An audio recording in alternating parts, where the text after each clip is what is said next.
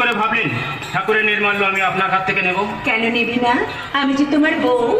আপনি আমার সত্যিকারের বউ নন।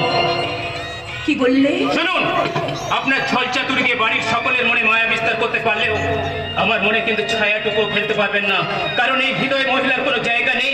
আমি জায়গা করে নেব, তোমার মনের উষর মাটিকে উর্বর করে তুলব।